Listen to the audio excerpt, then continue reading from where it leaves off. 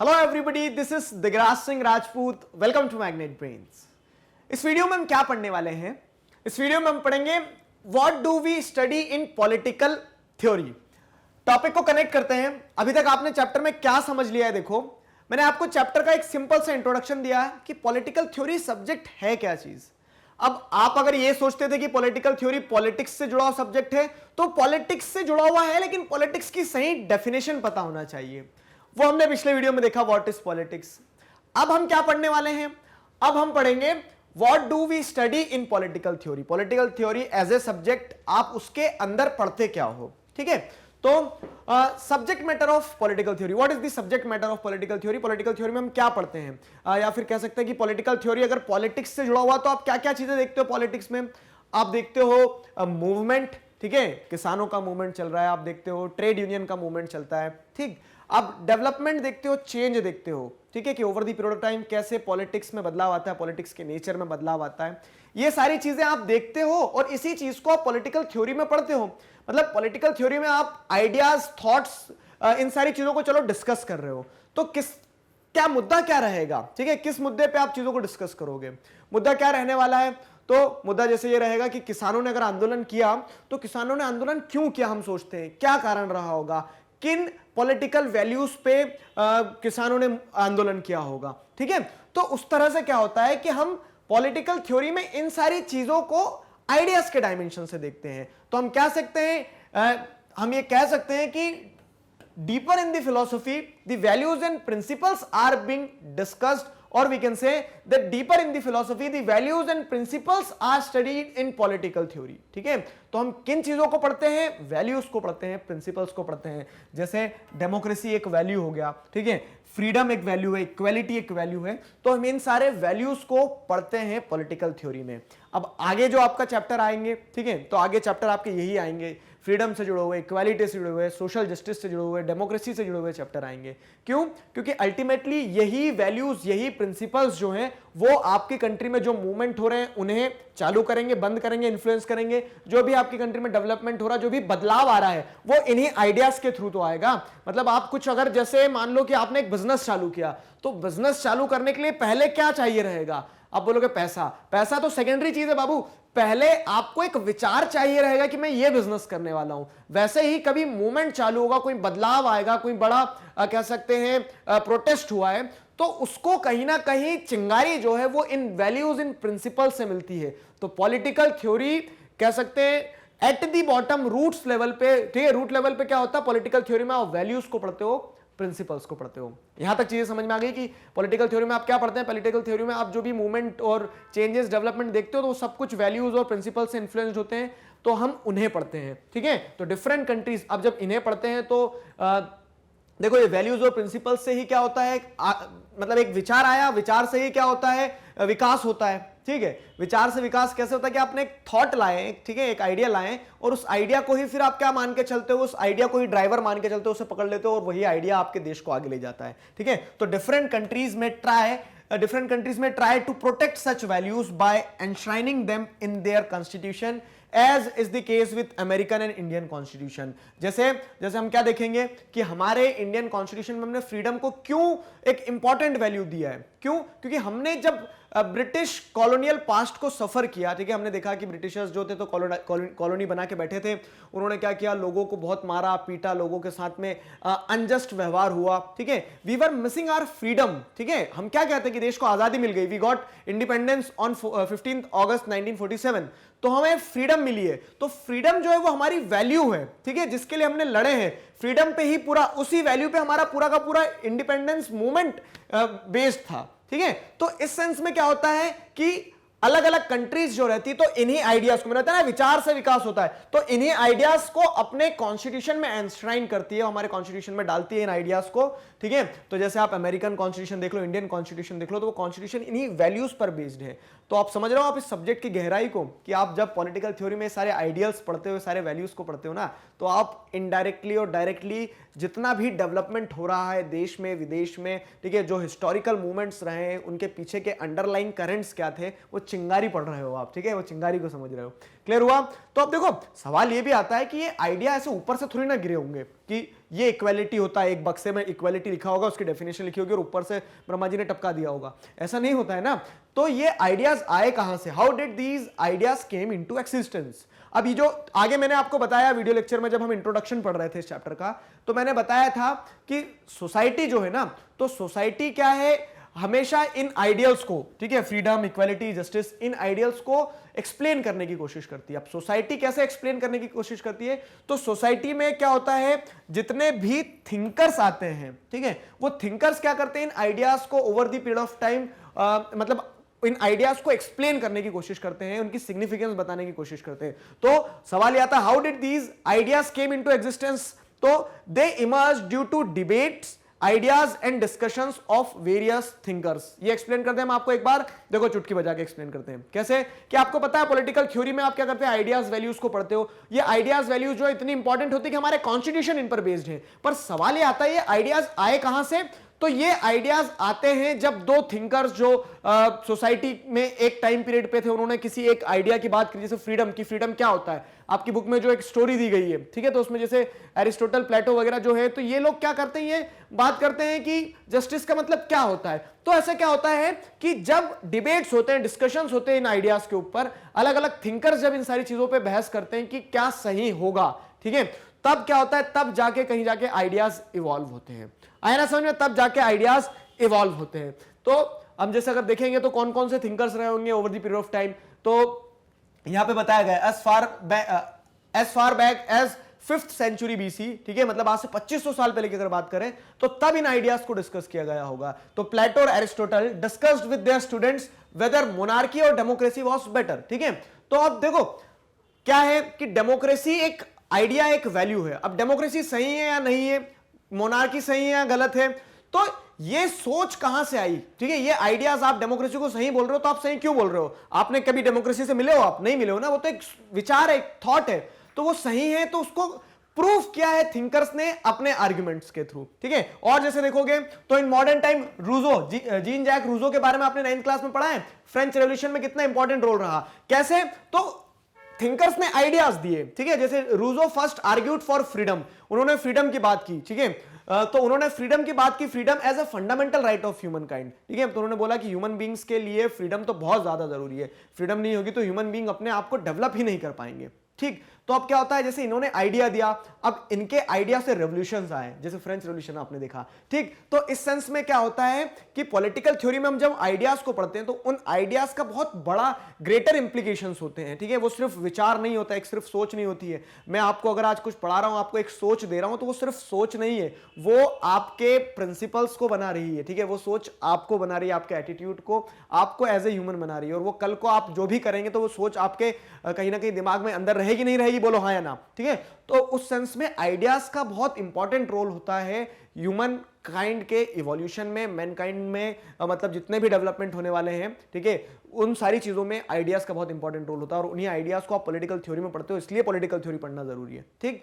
तो जो मैं आपको बता रहा था, ठीक है, एक बार जैसे हम एक कहानी अगर बनाते चलें कि क्या सब्जेक्ट मैटर होता है, ideas are the subject matter, principles are the subject matter, values are the subject matter, ठीक है। तो वो आइडियाज, वैल्यूज, प्रिंसिपल्स कहां से आएंगे, तो they emerge due to the debate and ideas and discussions of various thinkers. Who were the thinkers? तो जैसे प्लेटो, एरिस्टोटल ने बात की किस चीज की, डेमोक्रेसी की, ठीक है। रूजो ने बात की जैसे फ्रीडम की। उसी तरह से जैसे देखा जाए तो Karl Marx argued that equality was as crucial as freedom, ठीक है। तो इन्होंने फ्रीडम बोल दिया, अब फ्रीडम रूजो ने बोल दिया, लेकिन कार्ल मार्क्स ने बोला कि नहीं, फ्रीडम के साथ साथ इक्वालिटी भी होना चाहिए। क्यों? क्योंकि कार्ल मार्क्स ने सोसाइटी में देखा। 9th क्लास में जाओ और थोड़ा रिकॉल करो, ठीक है। तो जैसे सोशलिज्म देख लो, कम्युनिज्म की अगर बात करते हैं हम, ठीक है, तो ये जो आइडियाज थे, ये जो मतलब पूरी की पूरी आइडियोलॉजी इमर्ज हो गई है, तो उसमें उन्होंने क्या देखा कि इक्वालिटी होना चाहिए। क्योंकि जो कह सकते हैं, कार्ल मार्क्स क्या बोलते हैं कि जो फैक्ट्री के ओनर हैं वो वर्कर्स को तो एक्सप्लॉइट कर रहे हैं।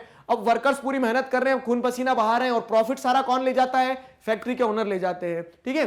तो इस तरह से क्या है, जो उन्हें इनइक्वालिटी दिखी तो उस इनइक्वालिटी को गलत बताया उन्होंने। बोला Karl Marx argued that equality was crucial as freedom, कि जितनी फ्रीडम इंपॉर्टेंट है ना, उतनी इक्वालिटी भी इंपॉर्टेंट है। तो ये आइडिया आया, इनके आइडिया पे रेवोल्यूशन हुए। आप जैसे देखोगे रशियन रेवोल्यूशन, ठीक है, तो सोशलिज्म का आइडिया इमर्ज हुआ। तो इस तरह से क्या है, चीजें आपस में जुड़ी हुई है, जोड़ के देखने की कोशिश करो, ठीक है।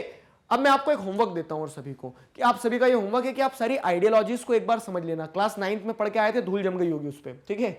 तो एक बार सोशलिज्म क्या होती है, लिबरलिज्म क्या होती है, ठीक, नेशनलिज्म क्या होती है, तो थोड़ा थोड़ा इन आइडियाज को, इन आइडियोलॉजीज को पढ़ना, ठीक है। इन आइडियोलॉजीज को पढ़ना, अलग अलग सोर्सेज से पढ़ना, बहुत सारे सोर्सेज है जहां से पढ़ना हो पढ़ लेना, क्योंकि मैंने अभी तक यूट्यूब पे नहीं बताया ये चीज। अगर थोड़ा सा और क्लियरिफिकेशन चाहिए तो क्लास 9th की वीडियो देख सकते हो आप, ठीक है। लिबरलिज्म वगैरह ये बताया, तो उससे आपको क्या रहेगा कि मैं जैसे जैसे थ्योरी में ये वर्ड्स यूज करते जाऊंगा ना, तो इन वर्ड्स का एग्जैक्ट मीनिंग आपको पता रहेगा, ठीक है। क्योंकि ये तो अपने आप में एक पूरा सब्जेक्ट है, जैसे अलग अलग आइडियोलॉजीज को पढ़ोगे आप, आइडियोलॉजीज का एक सब्जेक्ट होता है, हाई एजुकेशन में आप पढ़ोगे, ठीक है। तो थोड़ा एक रफ स्केच लेकिन रहना चाहिए माइंड में। तो जैसे ये थिंकर्स ने क्या दिया, आइडियाज दिए, इन आइडियाज पे बेस्ड फिर क्या होता है, रेवोल्यूशन हुआ, सोसाइटी चेंज हो गई है। तो हम ये पढ़ते हैं पॉलिटिकल थ्योरी में, ठीक है। What do we study in political theory, तो we study ideas, values, principles, and these ideas, values, principles are changing the world, ठीक है। Therefore it is very important to study them. Clear हुआ?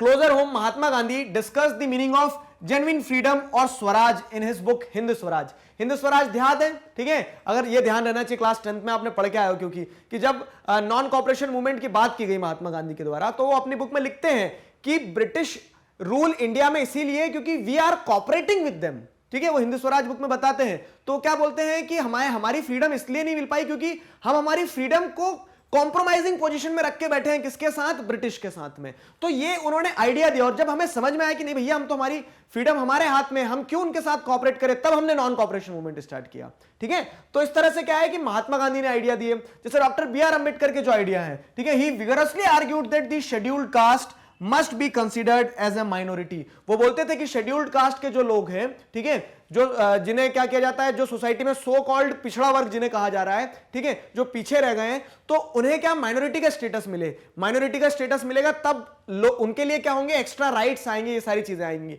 तो अब देखो, इनके आइडियाज थे, मैंने आपको अभी क्या बताया कि जो भी आइडियाज होते हैं, तो ये आइडियाज को क्या किया जाता है, डिफरेंट कंट्रीज में try to protect such values by enshrining them in their constitution. तो जैसे यहां पे ये थिंकर्स ने आइडियाज दिए, तो इन आइडियाज का एप्लीकेशन सोसाइटी में कहां देखने को मिलता है कि हम फ्रीडम की बात करेंगे, हम इक्वलिटी की बात करेंगे, या फिर कह सकते हैं हम जो शेड्यूल कास्ट है उनके वेलफेयरमेंट के लिए उन्हें रिजर्वेशन देंगे। तो ये सारी चीजें आप हमारे कॉन्स्टिट्यूशन में देखोगे। क्यों? क्योंकि हमारे जो थिंकर्स थे, उन लोगों ने इन आइडियाज को डिबेट किया, इन आइडियाज के लिए उन्होंने क्या किया, मतलब वो they stand for these ideas, ठीक है।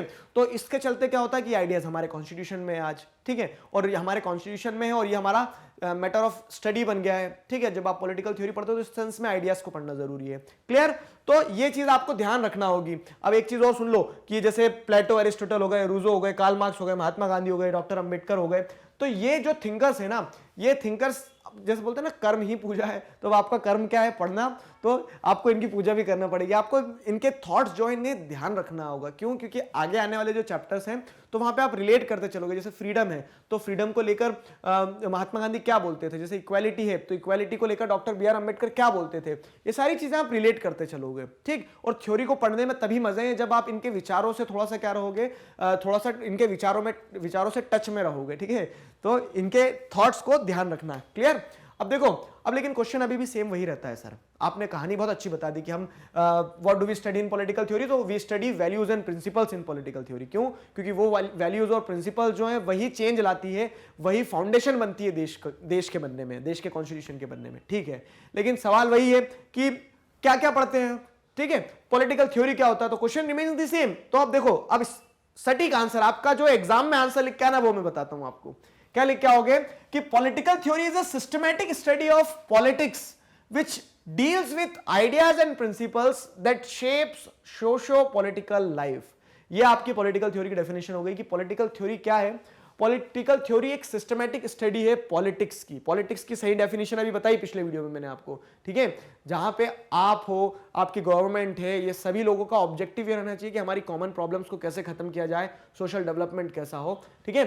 तो जब आप इस मुद्दे को, इस पॉलिटिक्स को एक सिस्टमैटिक तरीके से पढ़ते हो, ठीक है, which deals with the ideas and principles that shape socio political life, क्योंकि ये जो आइडियाज होंगे, आपकी जो अप्रोच होगी ना, वही क्या करने वाली है, आपकी सोशो पॉलिटिकल लाइफ को क्या करने वाली है, सुलझाने वाली है, या फिर कह सकते हैं आपकी सोशो पॉलिटिकल लाइफ को बेहतर बनाने वाली है, ठीक है। तो पॉलिटिकल थ्योरी क्या है, सिस्टमैटिक स्टडी ऑफ पॉलिटिक्स। ध्यान रहेगा ये, ठीक है।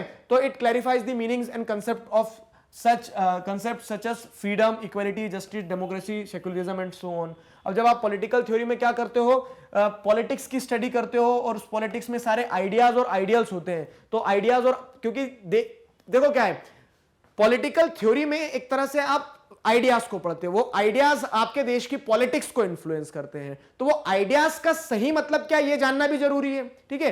तो आइडियाज और concept such as equality, freedom, justice, democracy, secularism, इन सारी चीजों को अगर आपको क्रिस्टल क्लियर वे में समझना है तो पॉलिटिकल थ्योरी पढ़ना बहुत ज्यादा जरूरी है, ठीक है। तो what do we study in political theory? We study political ideas, और we can say we study politics and the ideals influencing politics, because these ideals are being clarified and explained in political theory, ठीक है। तो ये ideas जो इन्हें clarify किया गया, इन्हें एक्सप्लेन किया गया पॉलिटिकल थ्योरी में, जैसे फ्रीडम क्या है, इक्वलिटी क्या है, जस्टिस क्या है, डेमोक्रेसी क्या है, सेकुलरिज्म क्या है, ये आप आगे आने वाले चैप्टर्स में भी पढ़ोगे, ठीक है। तो इस कारण से पॉलिटिकल थ्योरी का पढ़ना बहुत ज्यादा जरूरी है, ये सारी चीजें आप पॉलिटिकल थ्योरी में पढ़ते हो, ठीक। It probes the significance of principle such as rule of law, separation of power, judicial review. अब क्या होता है, जैसे अब ये प्रिंसिपल है rule of law, rule of law मतलब क्या है कि मैं आज मान लो प्राइम मिनिस्टर बन जाऊंगा, तो ऐसा नहीं कि मेरी जैसी इच्छा होगी मैं वैसे कंट्री को चलाऊंगा। कंट्री में एक लॉ पहले से बना हुआ है, मैं प्राइम मिनिस्टर बन गया हूं, लेकिन मुझे भी उस लॉ के दायरे में रह के काम करना है। अब ये रूल ऑफ लॉ किसने दिया, ठीक है। जैसे सेपरेशन ऑफ पावर जो है, सेपरेशन ऑफ पावर आपको पता है कि किसने दिया, मॉन्टेस्क्यू ने दिया, आप छोटी क्लासेस में पढ़ के भी आए हो। मतलब मॉन्टेस्क्यू क्या बोलते हैं कि लेजिस्लेचर, एग्जीक्यूटिव, जुडिशरी, ये अलग अलग ऑर्गन की अलग अलग पावर कितनी कितनी रहना चाहिए, उनको सेपरेट कर दो आप, ठीक है। बता दो कि जुडिशरी का इतना काम है, लेजिस्लेचर का इतना काम है, एग्जीक्यूटिव का इतना काम है, ठीक है। अब ये सही है या गलत है, ठीक है। अगर सही है तो क्यों है, गलत है तो क्यों है, ठीक। ये सारी चीजों को क्या करना है, इन सारी चीजों को एक्सप्लेन करने का काम होता है पॉलिटिकल थ्योरी का। यही सारी चीजें हम पॉलिटिकल थ्योरी में पढ़ते हैं, और ठीक है। अब ये कैसे एक्सप्लेन किया जाएगा, या फिर पॉलिटिकल थ्योरी इन्हें कैसे एक्सप्लेन करती है, तो this is done by examining the argument advanced by different thinkers in defence of these concepts, ठीक है। तो ये आइडिया है, इस आइडिया को आप पढ़ोगे। अब ये आइडिया सही है, सिग्निफिकेंट है या नहीं है, आप कैसे बताओगे? ये तो हम नहीं कुछ बता रहे हैं, जो पॉलिटिकल थिंकर्स ने ये आइडिया दिया होगा। मॉन्टेस्क्यू ने सेपरेशन ऑफ पावर दिया है, तो मॉन्टेस्क्यू ने क्या सोच के सेपरेशन ऑफ पावर का आइडिया दिया है, हम वह पढ़ते हैं पॉलिटिकल थ्योरी में, ठीक है। तो what do we study in political theory? तो we study values and ideas and principles, ठीक है। उन आइडियाज और वैल्यूज और प्रिंसिपल्स का एकदम कह सकते हैं क्रिस्टल क्लियर कंसेप्ट हमें समझ में आता है, ठीक है। क्रिस्टल क्लियर कंसेप्ट समझ में आता है हमें, जो प्रिंसिपल्स हैं, जो अलग अलग थिंकर्स ने दिए हैं, उन प्रिंसिपल्स का रियल लाइफ में क्या इंपॉर्टेंस है, और वो प्रिंसिपल्स क्यों सही है, तो वो थिंकर्स के ही आइडियाज को हम पढ़ के समझ लेते हैं, ठीक है। तो कैसे आपको पता चलेगा कि what is the significance of such principles? तो इनकी सिग्निफिकेंस आपको पता चलेगी by examining the arguments advanced by different thinkers in defence of these concepts, ठीक है।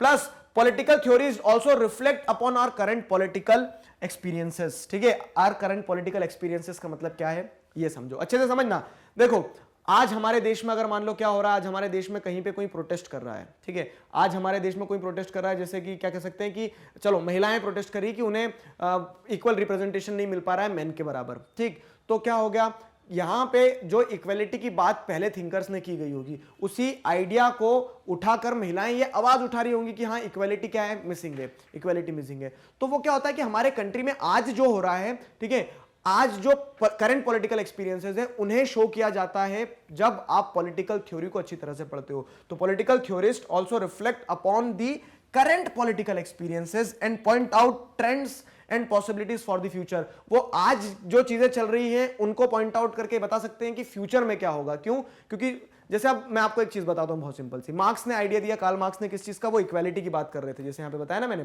कि Karl Marx argued that equality was crucial as freedom. तो कार्ल मार्क्स ने क्या कर दिया, एक सिस्टमैटिक वे बता दिया पूरा, मतलब उन्होंने अपनी आइडिया को ऐसे बता दिया कि क्यों इक्वालिटी होना बहुत ज्यादा जरूरी है वर्किंग क्लास के बीच में और फैक्ट्री ओनर्स के बीच, मतलब फैक्ट्री वर्कर्स और फैक्ट्री ओनर्स जो हैं तो इनके बीच में इक्वालिटी होना जरूरी है। नहीं तो एक दिन क्या होगा, एक दिन फैक्ट्री वर्कर्स जब बहुत ज्यादा परेशान हो जाएंगे तो वो ओवरथ्रो करेंगे किसको, फैक्ट्री ओनर्स को, फिर सारे रिसोर्सेज को आपस में बांट लिया जाएगा। उन्होंने एक पूरी लाइन बता दी, एक ट्रेंड बता दिया, ठीक है। वो पॉलिटिकल थ्योरिस्ट थे, उन्होंने एक थ्योरी दे दी अपनी, उन्होंने अपनी कम्युनिज्म की थ्योरी दे दी कि अगर चीजें ऐसी ही चलती रही, एक्सप्लॉयटेशन होता रहा वर्कर को, एक दिन वर्कर उठा के फेंक देंगे किसको, फैक्ट्री ओनर को, और वही चीज हुई। तो मतलब पॉलिटिकल थ्योरीज जो होते हैं ना, they also reflect upon the current political experiences. वो बताते हैं कि आज जो चल रहा है सही नहीं चल रहा है, and point out the trends in possibility for the future. ठीक है, वो बता देते कि अगर गवर्नमेंट एक्सप्लॉइट करते जाएगी तो एक दिन ये आएगा कि लोग फ्रेंच रेवोल्यूशन में जैसा हुआ था, अपनी लिबर्टी अपनी इक्वालिटी के नाम पे वो गवर्नमेंट को क्या कर देंगे, उठा के पटक देंगे। ठीक है, तो ये क्या होता है, ये सारी चीजें जो होती है, ये सारी चीजें आपको पॉलिटिकल थ्योरी में जानने को मिलती है। What do we study in political theory? So these are the things which we study in political theory. अब आपके मन में एक सवाल आया होगा, ठीक है सर, पॉलिटिकल थ्योरी से हमें क्या समझ में आया? पॉलिटिकल थ्योरी से हमें आइडियाज, वैल्यूज, ये सारी दुनिया भर की अच्छी अच्छी चीजें पढ़ने को मिलती है, ये सब समझ में आ गया। लेकिन आपके मन में अब सवाल एक आया होगा कि अब तो हमें आजादी मिल गई है, ठीक है, अब ये सब पढ़ने का क्या फायदा? अब तो आजादी मिल गई है ना, अब सब पढ़ने का क्या फायदा? But is all this relevant for us now? ठीक है, क्यों? क्योंकि आज हम क्या देखते हैं अपने आप को, आज हम अपने आप को इंडिया को फ्री और इंडिपेंडेंट देखते हैं। और ये सारे आइडियाज, जैसे आप इक्वालिटी और फ्रीडम की आप बात कर रहे हो, तो आप बोलोगे कि फ्रीडम तो क्या बोलते हैं, फ्रीडम तो जब हमारे पास फ्रीडम नहीं थी, जब इंडिया एक इंडिपेंडेंट और फ्री कंट्री नहीं था, तब फ्रीडम के लिए हम लड़े और फ्रीडम मिल गई। अब क्यों पढ़ना है सब? इक्वालिटी की अगर बात करते तो ब्रिटिश के टाइम पीरियड में इनइक्वालिटी थी, वो हमें इक्वल ट्रीट नहीं करते थे, लेकिन अब तो हमने हमारे कॉन्स्टिट्यूशन में फंडामेंटल राइट डाल दिया, राइट टू इक्वालिटी। ठीक है, right to equality fundamental right डाल दिया, तो अब इसे डिस्कस करने की क्या जरूरत है सर? सोच सकते हो आप ऐसा? चलो, सोचा है तो बहुत अच्छी बात है, सही ट्रैक पे हो। ठीक है, तो इंडिया तो अब एक फ्री और एक इंडिपेंडेंट कंट्री है, ठीक है, लेकिन आज भी हम पढ़ रहे हैं अगर सारे मुद्दों को, तो उसके पीछे कारण है। Still the issue concerning freedom, equality, democracy arise in many area of social life and they are being implemented in different sector at different paces। ठीक, अब मैं आपको एक्सप्लेन कर देता हूं। देखो, तो बेशक देश को आजादी मिल गई है, मिठाइयां बांटो, ठीक है, पटाखे फोड़ो, सारी चीजें करो, लेकिन उसके बावजूद भी ये जो आइडियल्स है ना, ये आइडियल्स जो हैं वो क्या हो रहे हैं, ये इवॉल्विंग नेचर के हैं। ठीक है, evolving nature of equality and freedom में बता रहा हूं कि मतलब आपको किससे, ब्रिटिश से तो आजादी मिल गई थी कब? 15 अगस्त 1947 को, लेकिन और भी बहुत सारी चीजें हैं जहां पे आजादी नहीं मिल पाई है। जैसे कैसे आजादी नहीं मिल पाई है, तो हम कहेंगे कि जो पुरुष प्रधान समाज है, जो पेट्रियार्कल सोसाइटी है, जहां पे मेल डोमिनेशन है, क्या वो मेल डोमिनेट मतलब एक ऐसी सोसाइटी जहां पे मेल डोमिनेशन है, वहां पे फीमेल को फ्रीडम मिल पाई है? नहीं मिल पाई है। तो हम मतलब क्यों ना पढ़ें फिर पॉलिटिकल थ्योरी में इन आइडियाज को हम पढ़ेंगे, तभी तो हम इन आइडियाज के लिए आवाज उठा पाएंगे। समझना, आज जो आज बच्चियां, जो लड़कियां इस वीडियो को देख रही हैं, तो अब आप सोचो उस नजरिए से कि फ्रीडम तो मिल गई तो हम क्यों पढ़ें, लेकिन क्या वास्तविकता में आपको फ्रीडम मिली है? नहीं मिली है, तो आपको इन आइडियाज को पढ़ना होगा। जब इन आइडियाज को आप जानोगे तभी तो उनके लिए बात कर पाओगे। आए ना समझ में? तो इस सेंस में क्या है कि ये जो आइडियाज हैं इक्वालिटी के, फ्रीडम के, तो इनका नेचर क्या है? इवॉल्विंग है बहुत ज्यादा। अब क्वेश्चन यही आएगा कि why do we study these ideas now also, as we know that we are a free and independent country, then why still we are discussing these ideas? What is the relevance of these ideas for us now? ठीक है, तो अब आपको question अगर इस तरह से आ जाता तो आप क्या लिखोगे? आपके आंसर में ये सारी चीजें आने वाली है कि आइडियाज आज भी हम क्यों पढ़ते हैं। Because equality in political, we have equality in political sphere, but it may not be there in economic और सोशल स्फीयर। अब जरा एग्जांपल्स के साथ में चीजों को समझते चलते हैं हम बहुत सारे। ठीक है, मतलब आज हमारे पॉलिटिकल स्फीयर में तो हमें इक्वालिटी मिल गई है, ठीक है, बहुत अच्छी बात है कि सबको इक्वल वोटिंग राइट है, सारा सब कुछ है, लेकिन क्या वही इक्वालिटी इकोनॉमिक और सोशल स्फीयर में है? यही डॉक्टर बी आर अम्बेडकर भी बोलते हैं क्या, कि जब आजादी मिली तो आपको मतलब हम एक उस एरा में जा रहे हैं जहां पे we are going to have political equality, सबको वोटिंग राइट है, चाहे वो अमीर हो, गरीब हो, अपर कास्ट का हो, लोअर कास्ट को, सबको वोटिंग राइट है। लेकिन क्या इकोनॉमिक स्फीयर में इक्वालिटी आई थी? नहीं। क्यों? क्योंकि जो अमीर गरीब है उनके बीच की गैप तो बढ़ती ही जा रही है। ठीक है, गरीब और गरीब होता जा रहा, अमीर और अमीर होते जा रहा, तो कैसी इक्वालिटी है? सभी इकोनॉमिक टर्म्स में भी इक्वल हो तब बोलेंगे इक्वालिटी है। क्या वो सोशल स्फीयर में इक्वालिटी आई है? मतलब कि आपने सबको बाय लॉ इक्वल बोल दिया, लेकिन आप गांव में जाओ एकदम रूरल एरिया में, वहां क्या हो रहा है? वहां पे एक अपर कास्ट का एक इंसान जो है वो लोअर कास्ट के इंसान के हाथ से पानी भी नहीं पी रहा है। तो सोशल स्फीयर में इक्वालिटी कहां है? वहां पे तो उसके साथ डिस्क्रिमिनेशन हुआ है ना, उसे तो अनइक्वल ट्रीट किया गया है ना। तो इस सेंस में क्या है कि ये जो आइडियाज है, ये आइडियाज सिर्फ आजादी लेने तक सीमित नहीं थे, ये इनका नेचर इवॉल्विंग है, सोसाइटी में आज भी सिग्निफिकेंस रखते हैं और इसीलिए हमें इन्हें पढ़ना होगा। देखो, टॉपिक अब दूसरे मोड़ पे चले गए हमारा। ये हमने ये देखा what do we study in political theory, वो तो मैंने बता दिया आपको कि आप वैल्यूज को पढ़ते हो, आप प्रिंसिपल्स को पढ़ते हो। क्यों? क्योंकि वो वैल्यूज और प्रिंसिपल्स बहुत इंपॉर्टेंट होते हैं। ठीक है, लेकिन वो वैल्यूज और प्रिंसिपल्स की आज भी सिग्निफिकेंस है। आज भी हम क्यों पढ़ते हैं कि ये कारण है, 1 2 3 कारण आपके अगर क्वेश्चन में आते हैं। तो इक्वालिटी हमारे आज पॉलिटिकल स्फीयर में तो मिल गई है, लेकिन it is not there in economic and social sphere and therefore we are required to discuss them. ठीक है, अगर समझ में, जैसे अब लड़का और लड़की, आप क्या कह रहे हैं कि सबको वोटिंग राइट है, लेकिन क्या समाज आज उतना विकसित हो चुका है कि उन्हें सोशल और इकोनॉमिक स्फीयर में भी इक्वल राइट मिल जाए लड़के और लड़की को? नहीं। तो ये तो इनइक्वालिटी है ना। अब इसके लिए तो लड़ना पड़ेगा, नहीं लड़ना पड़ेगा, बोलो। ठीक, फिर आगे देखो क्या, freedom and its new interpretations all the time. अब इस चीज को समझो क्या है।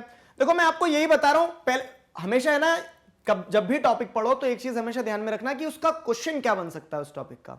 तो अभी क्वेश्चन क्या बन सकता है कि ये जो आइडियाज हैं, ठीक है, जो हम पॉलिटिकल थ्योरी में पढ़ते हैं, वो उनकी आज क्या सिग्निफिकेंस है? क्यों? क्योंकि आज तो आजादी मिल गई है, इक्वालिटी फ्रीडम तो है ही ना, लेकिन आज भी क्यों पढ़ रहे हैं? तो वो आर्ग्यूमेंट पढ़ रहे हैं। तो देखो पहला आर्ग्यूमेंट क्या था कि हमें इक्वालिटी फ्रीडम ये पॉलिटिकल स्फीयर में तो मिल गई है, लेकिन सोशल और इकोनॉमिक स्फीयर में आज भी समस्याएं हैं। ठीक है, वो जेंडर के बेसिस पे हो सकती है, वो कास्ट के बेसिस पे हो सकती है। अब दूसरा पॉइंट हमारा जैसे क्या बता रहा है कि freedom and its new interpretation all the time. हमने फ्रीडम ब्रिटिश टाइम पीरियड में ब्रिटिश गवर्नमेंट से फ्रीडम ले ली, हमने आजादी ले ली, मिठाई बंटवाओ, ठीक है, लेकिन उस फ्रीडम के इंटरप्रिटेशंस आज भी बदलते हैं।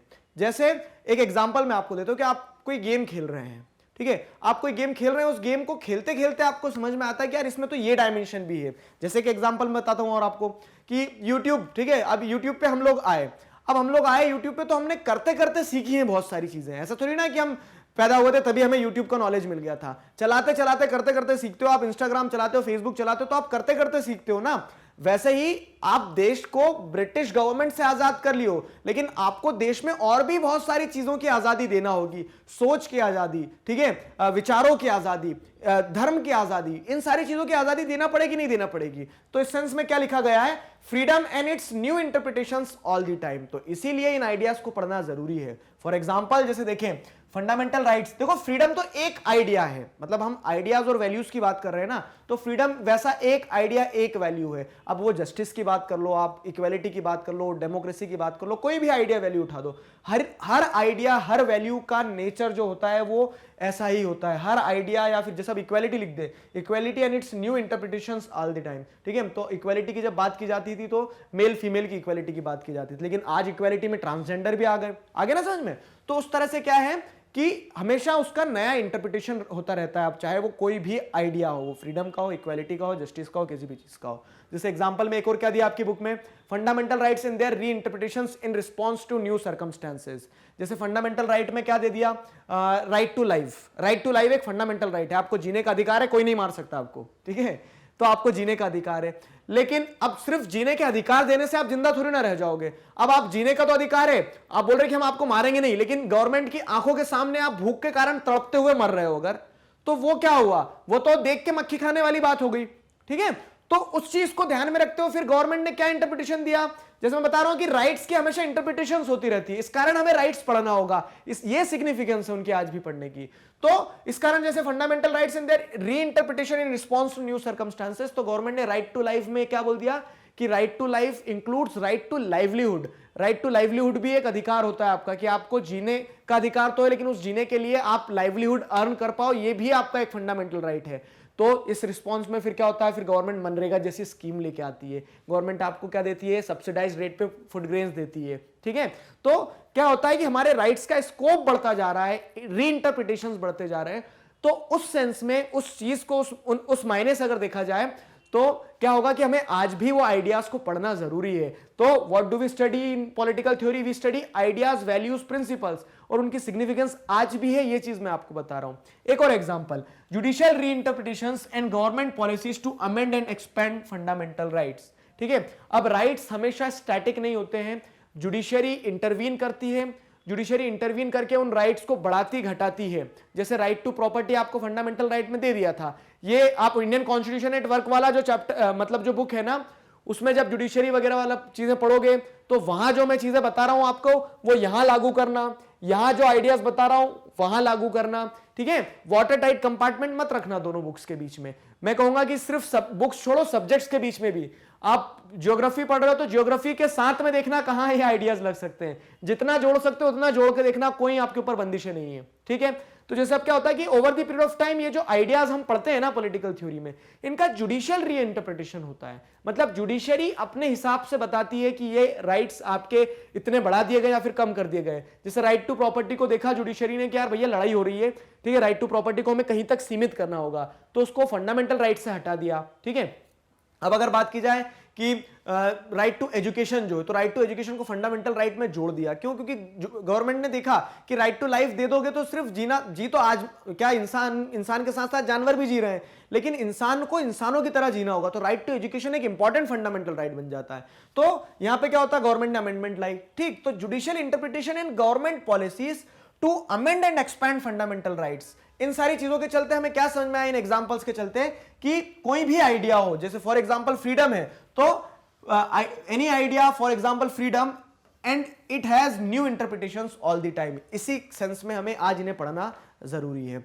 एक और तीसरा पॉइंट जो आप लिखोगे, क्यों, क्या सिग्निफिकेंस है जो आज भी हम इन आइडियाज को पढ़ते हैं, तो as our world changes we may discover new dimensions of freedom as well as new threats to the freedom. देखो ऊपर वाला पॉइंट तो ये थोड़ा सा रिलेटेबल है। आपको पता है कि जैसे दुनिया बदल रही है तो इंटरप्रिटेशंस बदलते जा रहे हैं राइट्स के, तो हमें क्या है, नए डायमेंशंस दिखेंगे फ्रीडम के, पॉजिटिव वाले भी, ठीक है, लेकिन साथ ही साथ में नए चैलेंजेस भी आते हैं इन राइट्स को लेकर। जैसे अब लोग क्या है, अब राइट्स में देखो डिबेट समझो बहुत अच्छी तरह से। अब क्या होता है एग्जांपल में, जैसे use of global communication technology by activist, ठीक है, एक्टिविस्ट एंड टेररिस्ट। अब क्या होता है कि इंटरनेट आ गया जो, ठीक है, इंटरनेट जो आ गया, तो इंटरनेट की मदद से आज आप देखो कितना डेवलपमेंट हुआ है कि जो कोई एक्टिविस्ट है, इन्वायरमेंटल एक्टिविस्ट है, वो किस तक पहुंच सकता है, वो कोई एक जंगल में बैठे एक आदिवासी तक पहुंच सकता है, अपनी बात वहां तक पहुंचा सकता है, वो उसकी स्थिति को देख सकता है, समझ सकता है। सब कुछ पॉसिबल हो पाए इंटरनेट के कारण, ठीक है। तो इंटरनेट को यूज करना वो मेरा फ्रीडम है, ठीक है, मैं यूज करूंगा और कितना अच्छा कंट्रीब्यूशन दे सकता हूं। अब इंटरनेट की मदद से आप बोलोगे मतलब ये क्या है, आपका राइट टू फ्रीडम है कि आप YouTube पे वीडियो लेक्चर देख के अपना सिलेबस कंप्लीट कर लें लॉकडाउन वाले टाइम पीरियड में, ठीक है। तो वो क्या हो गया, आपने उस राइट को उस तरह से इस्तेमाल किया, ठीक है, वो आपका अधिकार था, फ्रीडम थी आपकी। लेकिन यही इंटरनेट को यूज करने की फ्रीडम जो है एक टेररिस्ट भी रखता है, ठीक है। टेररिस्ट भी क्या कर रहा है, फ्री है कि वो इंटरनेट यूज कर सके, हमें क्या पता कि वो टेररिस्ट है। अब वो क्या कर रहा है, उस इंटरनेट का इस्तेमाल करके अपने स्लीपर सेल से बात कर रहा है, ठीक है, अपने स्लीपर सेल से बात कर रहा है, वो अपने स्लीपर सेल्स को बोल रहा है कि भैया यहां धमाका करना है दिवाली वाले दिन तुम्हें। तो इस सेंस में क्या है, इस सेंस में जो हमारे राइट्स हैं, हम जिन राइट्स की बात करते हैं, जो हमारे आइडियाज हैं, ठीक है, तो वो उनके नए नए डायमेंशंस देखने को मिलते हैं विद द डेवलपिंग वर्ल्ड, ठीक है। वो डायमेंशंस हमारे लिए थ्रेट भी हो सकते हैं, तो हमें उन आइडियाज को पढ़ना, समझना कि वो आइडियाज की स्कोप कितनी होना चाहिए। अब जब आपको पता है इंटरनेट और प्राइवेसी को लेकर एक डिबेट चलती रहती है कि इंटरनेट का इस्तेमाल जैसे एक्टिविस्ट कर रहे हैं अच्छे के लिए, वैसे टेररिस्ट खराब के लिए भी कर सकते हैं। तो वो, और इंटरनेट टाइप की प्राइवेसी से भी जुड़ा हुआ है। प्राइवेसी से कैसे जुड़ा हुआ है कि आपका सारा डेटा इंटरनेट पर अवेलेबल होता है, ठीक है। तो आप ये सोचते हो कि गवर्नमेंट हमारे डेटा को एक्सेस ना करे, लेकिन अगर गवर्नमेंट आपके प्राइवेसी के नाम पे आपके डेटा को एक्सेस नहीं करेगी, तो ऐसे तो गवर्नमेंट कभी टेररिस्ट लोगों को पकड़ नहीं पाएंगे, हमारा जो आईटी सेल है वो कभी पकड़ नहीं पाएगा, ठीक है, इंटेलिजेंस एजेंसी कभी लोगों को पकड़ नहीं पाएगी। तो उस सेंस में गवर्नमेंट, ये इंटरनेट और प्राइवेसी की जो डिबेट है, ठीक है, तो वो हमारे राइट से जुड़ी हुई है, ठीक है। राइट टू प्राइवेसी हमारा एक अधिकार है। तो अब वो राइट टू प्राइवेसी को गवर्नमेंट कितना इंटरवीन करे, उसमें गवर्नमेंट इंटरवीन नहीं करे, इस चीज को लेके सवाल उठते हैं, ठीक है। रेगुलेशंस होना चाहिए, नहीं होना चाहिए। तो जैसे देखा जाए तो अगर इसको फ्रीडम के एस्पेक्ट से देखोगे आप, ठीक है, एक कह सकते हैं कि एक लिबरल कंट्री में जीते हुए आपको ऐसा लगेगा कि ये मेरी आजादी है कि मैं इंटरनेट यूज करूं, ठीक है। अब वो आपकी आजादी का मतलब एक अधिकार हो गया आपका, फ्रीडम एज ए राइट हो गया आपका कि आप इंटरनेट यूज करें। अब आप उसमें एक राइट और चाहेंगे कि मैं क्या यूज कर रहा हूं इंटरनेट को, किस तरह से, गवर्नमेंट का उस पर ज्यादा रेगुलेशन नहीं हो। लेकिन आपको एक चीज ये भी पता है कि अगर गवर्नमेंट रेगुलेट नहीं करेगी तो ये टेररिस्ट लोग क्या करेंगे, इंटरनेट का गलत इस्तेमाल कर लेंगे। तो आप आपके राइट्स को दे रहे हो, ठीक है, ग्रेटर गुड के लिए, ठीक है, आप आपके राइट्स को छोड़ रहे हो ग्रेटर गुड के लिए। तो उस सेंस में क्या है कि बहुत सारे क्वेश्चंस उठते हैं ऐसे कि अब आप बताओ, अगर आज हम फ्रीडम को, ठीक है, आज अगर हम इक्वालिटी को, अगर आज हम प्राइवेसी को, इन आइडियाज को, इन प्रिंसिपल्स को डिस्कस नहीं करेंगे, तो क्या जो बदलते समय के हिसाब से हमारे आइडियाज का इस्तेमाल हो रहा है, ठीक है, हमारे राइट्स का इस्तेमाल हो रहा है, वो हम समझ पाएंगे, नहीं समझ पाएंगे। तो इस सेंस में क्या है, ये 3 पॉइंट जो मैंने आपको बताया कि इक्वालिटी जो है आपको एक स्फीयर में मिली है, सब स्फीयर में नहीं मिली, तो उसके लिए आज भी आपको इन आइडियाज को, इक्वालिटी के आइडियाज को, प्रिंसिपल्स को डिस्कस करना होगा, इन वैल्यूज को समझना होगा, ठीक है। और जो भी वैल्यूज है हमारी, तो उनके इंटरप्रिटेशंस होते रहते हैं हमेशा जुडिशरी के द्वारा, गवर्नमेंट के अमेंडमेंट के द्वारा और बदलती सर्कमस्टेंसेस के द्वारा, ठीक है। और तीसरा पॉइंट क्या है कि जैसे जैसे समय बदल रहा है तो हमारी वैल्यूज और हमारे जो प्रिंसिपल्स है ना, वो जितना अच्छे के लिए दिए गए उतना ही उसका गलत इस्तेमाल भी हो जाता है। तो इसके लिए हमें वो उस पर कितना कैप लगाना है, कैप नहीं लगाना है, इन चीजों को अगर समझना है तो पॉलिटिकल थ्योरी में इन आइडियाज को डिस्कस करना होगा। Despite the fact that we are free an independent country. आया ना समझ में? So this was all about what do we study in political theory. एक बार स्नैप रिकैप कर लें क्या? मुझे पता है आप लोग सोच रहे होंगे कि एक बार स्नैप रिकैप हो जाए तो अच्छा है। क्या पढ़ते हैं हम पॉलिटिकल थ्योरी में? पॉलिटिकल थ्योरी में हम पढ़ते हैं वैल्यूज और प्रिंसिपल्स को। क्यों? क्योंकि ये वैल्यूज और प्रिंसिपल्स ही हमारे कंट्री की फाउंडेशन बनती है। अब इन वैल्यूज और प्रिंसिपल्स को जब आप पढ़ते हो ना, तो वो वैल्यूज प्रिंसिपल आसमान से गिरे नहीं है, वो थिंकर्स ने डिबेट डिस्कशन के बाद में आपको दिए, और फिर वही डिबेट डिस्कशन से जो वैल्यूज जो प्रिंसिपल्स निकल के आए वो हमारे कॉन्स्टिट्यूशन का पार्ट बनता है, हमारी कंट्री का पार्ट बनता है। ठीक, अब आपको समझ में आ गया ना? तो पॉलिटिकल थ्योरी क्या है? पॉलिटिकल थ्योरी एक सिस्टमैटिक स्टडी है, systematic study of politics which deals with the ideals and principles that shape socio-political life। ठीक है, तो वो आइडियाज को एक्सप्लेन करती है पॉलिटिकल थ्योरी, जिन आइडियाज को हम पढ़ते हैं पॉलिटिकल थ्योरी में। ठीक है, उनकी सिग्निफिकेंस बताती है, उनकी सिग्निफिकेंस बताती है। तो अब आप ये सोच लेते होंगे कि इनकी आज क्या सिग्निफिकेंस है। आजादी तो मिल गई, लेकिन आज भी उसकी सिग्निफिकेंस है। ये सारे पॉइंट्स मैंने आपको यहां पे समझाए। So this is all what we discussed in this topic. आशा करता हूं चीजें आपको समझ में आई। किसी प्रकार का डाउट है, feel free to ask in comment section. Magnet Brains पर इसी तरह से क्लास 4 से क्लास 12 तक सभी सब्जेक्ट्स, चैप्टर्स, टॉपिक्स, सब टॉपिक्स, सब कुछ सिस्टमैटिक वे में वीडियो लेक्चर्स के फॉर्मेट में अवेलेबल हैं, जिन्हें आप बहुत आसानी से देख सकते हैं, पढ़ सकते हैं, घर बैठे अपना सिलेबस कंप्लीट कर सकते हैं। अपने जूनियर्स और सीनियर्स को जरूर बताइए मैग्नेट ब्रेन्स के बारे में। मिलते हैं नेक्स्ट वीडियो में। Till then stay connected, keep learning. Thank you very much.